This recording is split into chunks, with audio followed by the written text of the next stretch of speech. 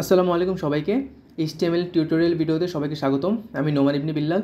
গত লেকচার ভিডিওতে আমরা দেখেছি যে এইচটিএমএল কোথায় ব্যবহার করি, এইচটিএমএল দিয়ে আমরা কোন কাজগুলো করি এবং এইচটিএমএল এর সাথে আমাদের প্রোগ্রামিং ল্যাঙ্গুয়েজের মধ্যে কী পার্থক্য রয়েছে। আজকে আমরা দেখার চেষ্টা করব একটা এইচটিএমএল গঠন এবং একটা ছোটো একটা এইচটিএমএল কোড আমরা লেখার ট্রাই করব। সো প্রথমে আমরা যদি দেখি একটা এইচটিএমএল কোডকে আমরা প্রথমত দুই ভাগে ভাগ করি। একটাকে আমরা বলি হেড আর একটা হচ্ছে বডি। হেড হচ্ছে আমাদের পুরো ওয়েব পেজটার মধ্যে উপরে যে পার্টটুকু থাকবে সেটাকে আমরা হেড হিসেবে ডিক্লেয়ার করে থাকি। সেই হেডের মধ্যে থাকতে পারে আমাদের টাইটেল, সেই হেডের মধ্যে থাকতে পারে আমাদের একটা ওয়েবসাইটের নাম, বা আমরা একটা ওয়েবসাইটে যাওয়ার পর দেখি যে সেখানে সাইন ইন থাকে, আরও বিভিন্ন ধরনের ওই ওয়েবসাইট রিলেটেড জিনিসগুলো থাকে, সেগুলো আমাদের হেডের মধ্যে থাকবে। দ্বিতীয় অংশটা হচ্ছে বডি।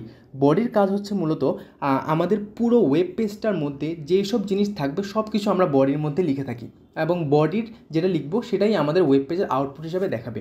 এখানে আমরা দুইটা দেখতে পাচ্ছি, এখানে হেড এবং বডি। হেডের মধ্যে থাকবে টাইটেল এবং বডির মধ্যে বিভিন্ন ধরনের ট্যাগস থাকবে। H1 ট্যাগ থাকতে পারে, P ট্যাগ থাকতে পারে, বিআর ট্যাগ থাকতে পারে, ইমেজ ট্যাগ থাকতে পারে, আরও অনেক কিছু থাকতে পারে।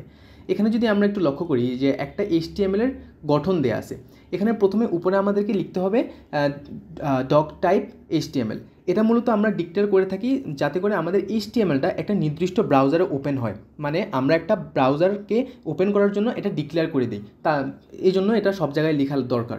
এরপর আমরা দেখতে পাচ্ছি যে HTML স্টার্টিং অ্যান্ড HTML শেষ। আমরা গত লেকচার ভিডিওতে আমরা বলে আসছিলাম যে যেই নাম দিয়ে আমাদের শুরু করতে হবে সেই নাম দিয়ে আমাদেরকে ওই ট্যাগটা শেষ করতে হবে। জাস্ট পার্থক্য হচ্ছে একটা স্ল্যাশের পার্থক্য থাকবে, এবং সেটার মধ্যে আমাদের আছে হচ্ছে হেডের মধ্যে থাকবে টাইটেল অ্যান্ড দেন বডি, বডির ভিতরে আমাদের যাবতীয় কন্টেন্টগুলো থাকবে।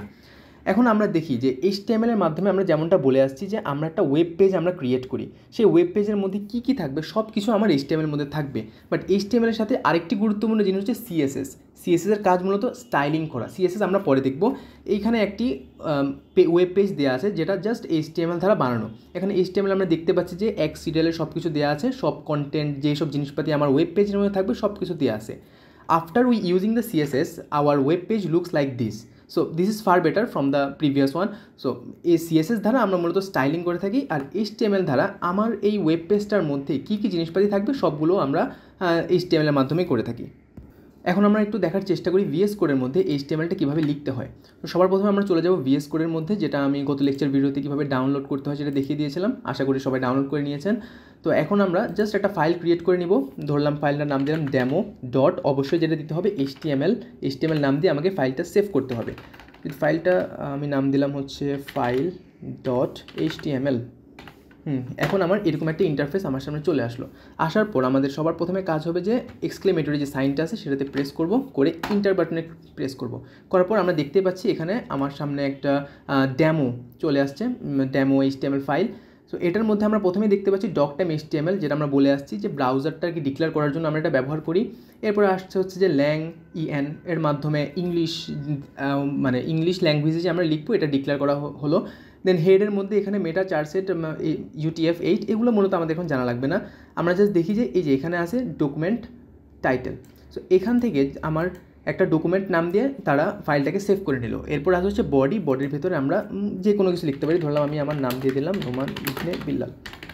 এরপর আমরা যদি ফাইলটাকে একটু সেভ করি, এখানে আমরা ফাইলটাকে সেভ করে আমরা ওপেন ইন ডিফল্ট ব্রাউজার দিব। দেওয়ার সাথে সাথে আমি দেখতে পাচ্ছি যে আমার এখানে যে নামটা চলে আসছে। আর এই টাইটেলের মধ্যে আমরা কিছুই দেই নাই, ডকুমেন্ট নাম লেখা আছে, এজন্য টাইটেলের মধ্যে কিছুই নাই। দেখেন এই যে টাইটেলের মধ্যে আসে হচ্ছে ডকুমেন্ট নামটা। আমরা যদি টাইটেলের নামটা পরিবর্তন করে দিই, ধরলাম আমি টাইটেলের নাম দিলাম হচ্ছে গিয়ে মাই নেম লিখে আমি এটা সেভ করে দিলাম।